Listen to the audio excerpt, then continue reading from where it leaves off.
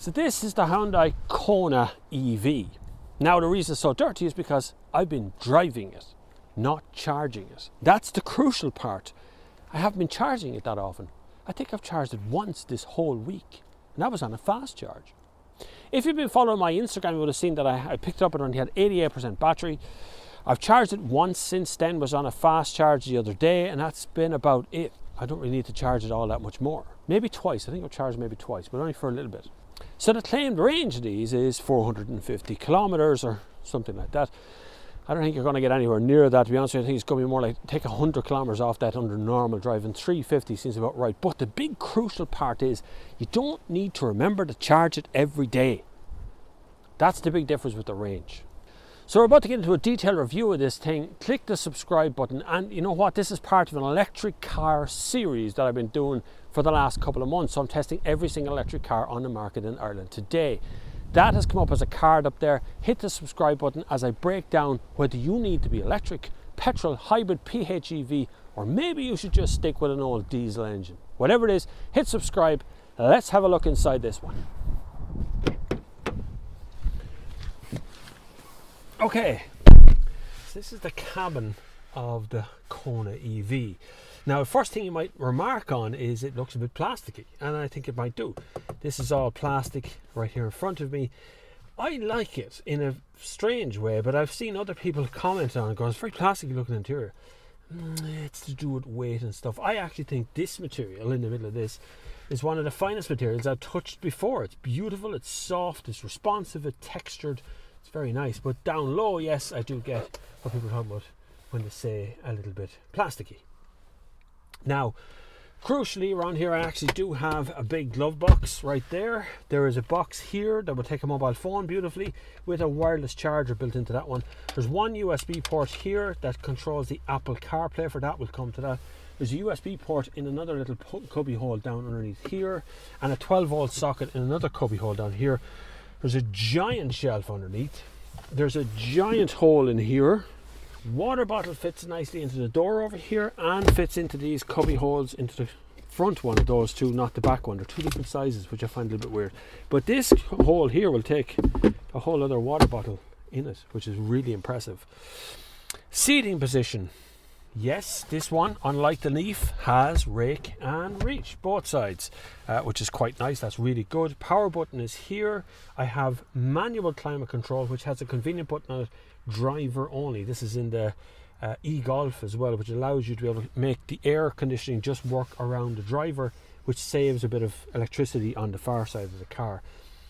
Moving down through the center here, like I said, that cubby hole there has wireless charging built in. Already there. Then I have presented with 4 buttons here: reverse, park, drive, neutral, which you just select whichever one it is. Note to yourselves, when you're in reverse, you must brake, come to a complete halt before you can press D to go forward. It's a thing of electric cars, but it does continue to reverse if you don't remember to do that. Then I have the park and brake catch here. It's kind of an electric park and brake handle. Then I have another bank of buttons underneath that: heated seats, passenger and driver, parking sensors on and off, auto hold, which is to do with the handbrake, heated steering wheel, and drive mode, which there is sport, normal and eco. I do wish electric cars came with maximum drive range, normal and sport, or maximum power or something. Just like, be obvious with what you're asking me to do here. So now if I start the car up, you'll hear, as per usual electric cars, there is no noise.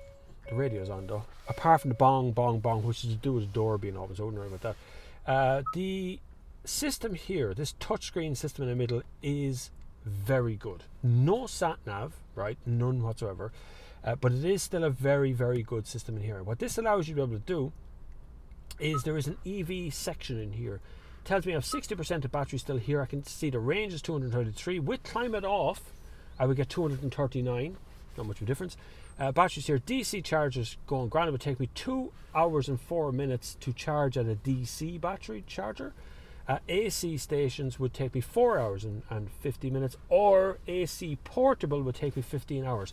I have never seen this stuff on another car charger thing. It just tells you all the information you want to do, all the limits, all the stuff, everything, anything you turn on or off. It's really detailed. I adore it. the geek in me comes out straight away. The one that wants to see all this on a spreadsheet comes out of me immediately. That's really good. But besides that, the actual system itself is actually just a standard Hyundai one. Very straightforward. Touch there for radio. You can change over to Bluetooth. Apple CarPlay is here as well. The Google Android version is there as well.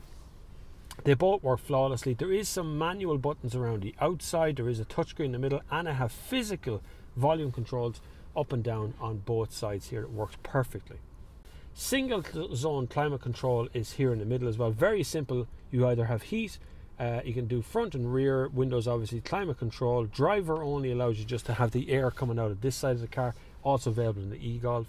And that's pretty much it. In the center here on my screens, I have different modes. So if I go in, that's in normal currently. If I go into sport, it does this. You get a sort of it looks like a rev gun on the outside, but it just tells you how much power you're putting out, but it's up to 100%.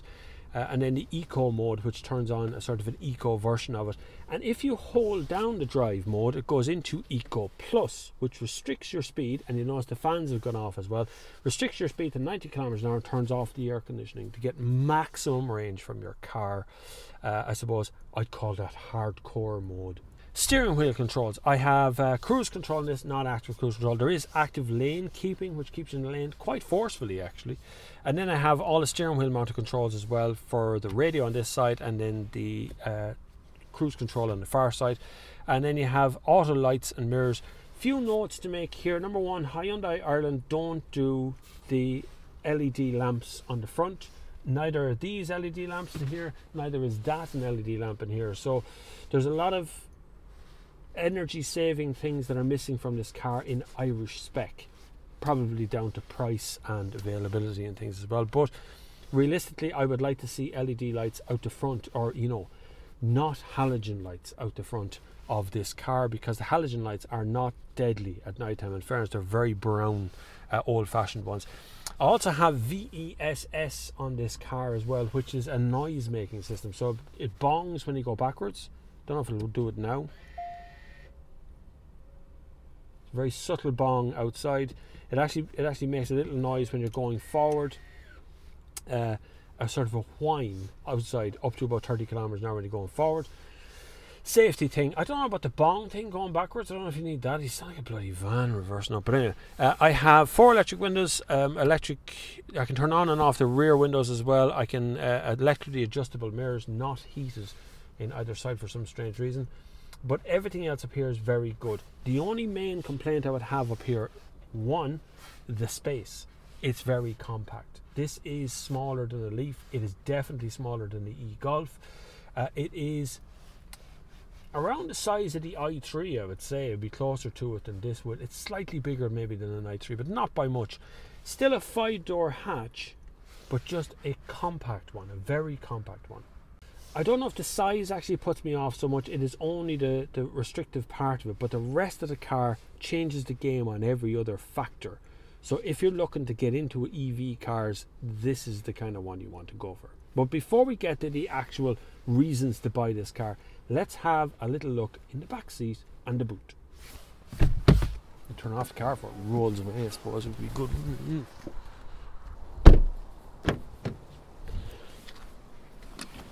So the front seat was set up for me. The back seat is tight, lads. When I say tight, I really do mean tight. There is no space between me and that seat whatsoever. I can't get my fingers between here and there. Like I said, this is a small car for sure, but I do get an armrest in the middle, which is quite nice, with cup holders built in, and that's it. Not quite as Spartan as the Leaf, but it is still kind of Spartan in here. There's no USB ports, there's no fans back here. And why I go on about fans is because it's quite cold in the back of a car when you get in first. When the fans are off up the front, it takes a long time for the car to fill up with warm air, which means you're freezing here in the back seat while you're waiting for the car to heat up. I have electric windows and I have a very slim pocket on the back, which would just about hold a bottle of water. The rest of that, I have 3 seatbelts here in the back. 1, 2, 3. There is ISOFIX on these ones and this one over here. And that's about it. Space wise though, it's a bit tight for the old legs, and I have a little bit of space between me and the roof. Not quite as difficult to get into as a Nissan Leaf, but the Golf wins here by far on space. to the boot. Right, the boot. Little opener underneath here is very light and very hard to find actually. There is a reversing camera on this. It's got a little camera on the back of it here. Gets filthy. Won't be cleaned either. The boot is small, to say the least. There isn't a lot of room in here. You will get your shopping bags in here. There is a shopping bag hook on this side. There is a sort of a cubby hole weird thing on this side. Under here there is a shelf for more stuff. Charging cables, they don't fit. When you put them under here, it sits on top of it like a ridge. So it's flat, and you put down underneath and it's got a ridge on it. Anyway, I'm sure there's a better place to put them, but I can't find it. And underneath that then you've got a spare tyre kit. There is no spare wheel in this car. It is just an inflation kit in the back of it. I prefer to see spare wheels. Definitely prefer to see even a skinny spare wheel in here. Because when you get a puncture, generally speaking, probably 90% of the time, that inflation kit is worthless to you, especially if the tyre is torn in any way. A nail in it, yeah, they work, but that's as far as it goes. After that, you've got some tethers here in the back that are for the ISOFIX on the far side, but that's it. That's really it. I do find things slop about in the boot. It is incredibly flat across, and the sides are plastic. So if anything in here, when it shifts, it goes bang against either side of it. It's not a full carpet system in here. This is very scratchy plastic. But it is a boot, and you can get things in here, even if it is a little bit on the small side. Anyway, let's go for a little spin in it.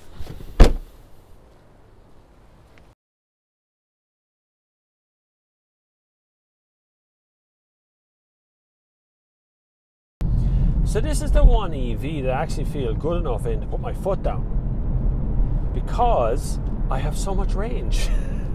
Right now, a 225 kilometer range in comfort mode. That turns on all the air conditioning, turns on all the lights and all the stuff that you need to worry about in the car you use normally, turns the whole lot on and puts it in the most comfortable mode it can be.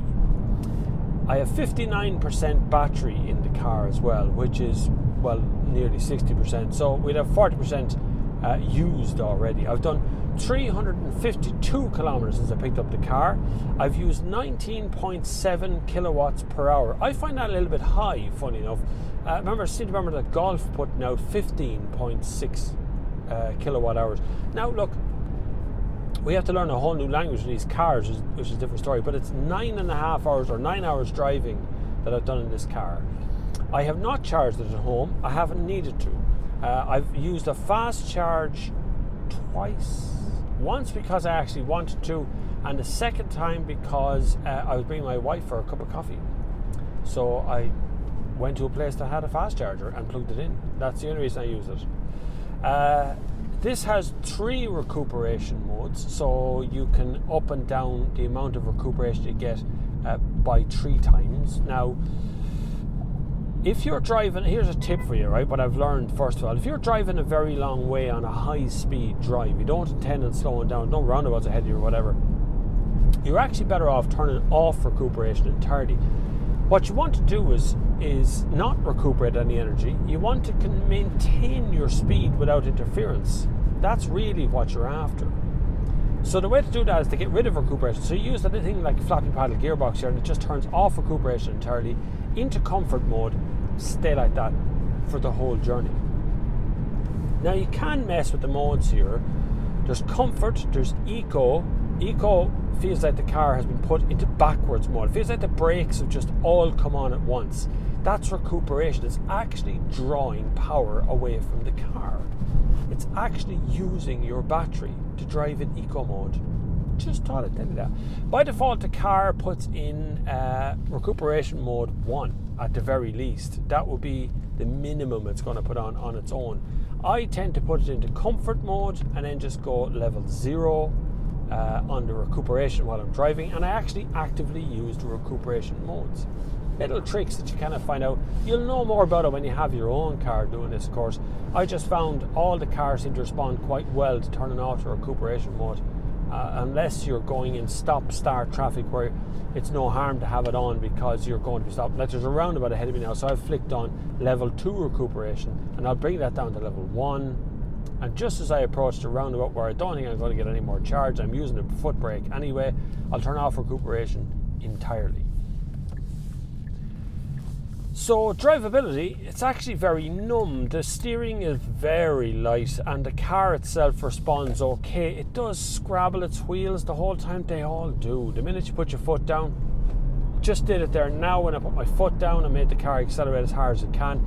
The pressure in the car when you're accelerating is actually lovely. It feels good, very controllable, very easy to use car, especially because you just have 4 selections here: neutral, park, drive and reverse. That's all your choices. Now what I'm going to do is go out on a motorway, because I don't normally do the electric cars on the motorway, because I want to show you something, and you know, just stick with me for a minute. I'll show you what I'm talking about. But as electric cars go, their least comfortable place, and I'll say this for ICE engine cars as well, the least comfortable place for any car is actually at higher speeds, until you've got a big engine. Big engines do well on the motorway, small engines don't. They're not comfortable. Electric cars don't do well at all, because you don't decelerate at all. The one thing that does do is go from 80 to 120 very well. I'm already keeping up with the cars around me, which is kind of cool. Now, the one thing I did want to discuss is we're at 100 kilometers an hour now. I'm just blending into traffic here. I'm going to accelerate here up to 120, and you will audibly on the mic hear me getting louder inside the car, because the road noise and the general roar from around the car is actually quite loud. A lot of it seems to come from behind my head, around the boot area of the car, so I do think there's not enough sound deadening pads in the car for comfort. If you, like I am about to do tomorrow, drive all the way to Galway in this car, then you're going to have a bad time with volume in the car. It is loud for long journeys. Lower speeds in towns, you're not going to notice it. Higher speed out in the motorway, you certainly will notice that volume inside the car. What I've learned about the Hyundai Kona since I started has been it responds very well to being just a little family runabout, and it is little. The back seat is very small, the front seat is compressed. We'll say snug would be a good way of putting it. It is quite a nice seating position. You would drive quite a distance in it as a driver, but as a passenger in the back, you're going to be cramped. The Kona has changed the rule book for the electric car. The difference in being able to use it long range has been mammoth for my head to get around it. I have come down the motorway now at 120, and I still have 211 kilometers to go, 56% battery. It's just as efficient, if not more efficient, than any ICE engine out there. The conversation about electric cars is altered, it's changing, and the reason it's changing is battery technology is moving on. The size of batteries they can lay their hands on is moving on. Everything is changing as we use them more and more.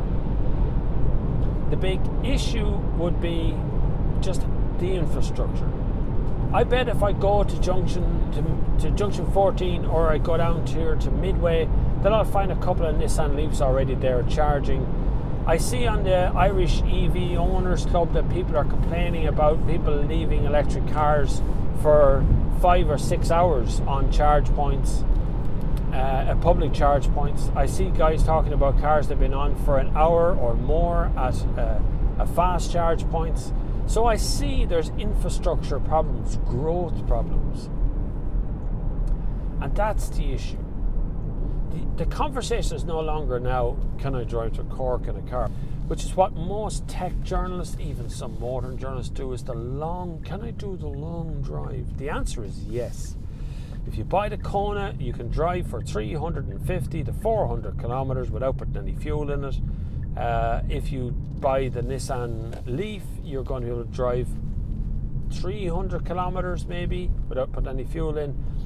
The e-Golf 250 without putting any fuel in. So yeah, the conversation is definitely now not about range anymore. Now it's about kit, equipment, usability. What I've learned from this one in particular has been the lack of having to charge has been an eye-opener. it's not because I still have to charge. It's because I don't have to charge as often. That's been the big thing for me, is that I only have to charge it once in a while. I'm going to do a sum up video of all of these cars. So I'm going to do one video that rounds up the entire group of cars. I'm literally now just waiting on the Jaguar I-Pace, of which Jaguar Ireland only has one. After that, there's a lot of forthcoming cars. Kia is of course going to bring out their Nero EV very shortly here in Ireland, and then we have the Audi e-tron, which is going to come as well and start doing work here. So there's going to be all kinds of electric cars coming to the market, not all here yet, but right now, hopefully, watching this series, you have put yourself one step ahead of the competition. So hopefully I've earned your subscription. If you've enjoyed these videos, please subscribe, please click the like button, please share the video out amongst your friends or those who understood. Thank you very much for watching. Until the next time, I will see you on the far side. So this is my final morning with the Hyundai Kona. A few things I've learned along the way. One is the charging facilities are very slow in comparison to the size of the battery. So this is a 45 kilowatt charger here. It can charge 45, 47 kilowatts. This is about as fast as it's going to get. And it's going to take over an hour to get to 80% from 23%. Big batteries, long charge times, but much bigger range. So I've only charged the car on a fast charge, and all of them have been kind of short burst fast charges 3 times this week. I've done nearly 900 kilometers in the car as well. Of course, did the EV meetup, I did my own meetup, the Sunday Service meetup right here yesterday. And all I've found so far is it's much easier to use when you've got 400 kilometers range. You just don't notice it so much. I don't really think about charging at home. I don't really think about charging too much. Just the time when you actually do want to charge takes a long time. And it's pretty cool. It's very early, it's 8:30. I'm going to hit this with maybe 20-minute charge, get 200 kilometers range, and move on. Should be more than enough. Pretty cool, huh?